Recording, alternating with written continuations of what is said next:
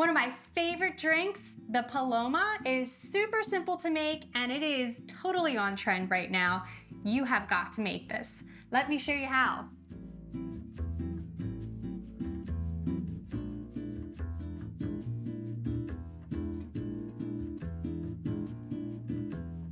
Hey everyone, I'm Kelly with the Suburban Soapbox, and today we are going to make a fresh and fruity Paloma. It is my favorite cocktail of late. It is so simple to make, and I kind of zhuzhed it up a little bit just for the holidays or for a regular Saturday. A traditional Paloma is basically made out of tequila and grapefruit soda. So you could use squirt or really any type of grapefruit soda. And it's more of 1 part tequila to 3 parts of the soda. A squeeze of lime is technically not traditional, but you can definitely add a squeeze of lime. To make this Paloma, all you're going to need is some tequila, and I like to use a sparkling grapefruit soda or tonic. I also like a little squeeze of fresh lime, a little squeeze of fresh grapefruit juice, and some tahini to rim your glass. You can definitely use salt, or you can use sugar, or you could use nothing. I just like the flavor of the chili lime seasoning on my glass with this drink. It's super, super yummy. I've already put grapefruit juice around the edge of my glass, and you're just gonna rim it with the tahini. That looks good. And you can actually rim your glass ahead of time.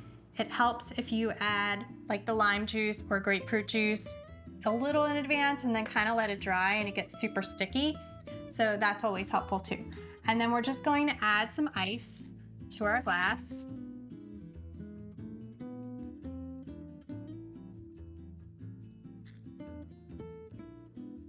And then we're going to add some tequila. You can use like any type of tequila you like. I just like to use like something a little cleaner. And maybe it's a little heavy-handed, but it's okay. And then we're just gonna top it off with our grapefruit juice. Nice. We won't do that again. I lost my rim all over the counter. And then we're just gonna garnish with a little bit of grapefruit right in the glass, a slice of lime. And if you're making this for the holidays, I'd like to make it a little festive with a little sprig of rosemary. Just kind of looks like a Christmas tree, and it actually gives it some really nice flavor. And that is it. That is my Paloma. And it looks so fresh and delicious, and I'm gonna take a sip. Oh, that is so good.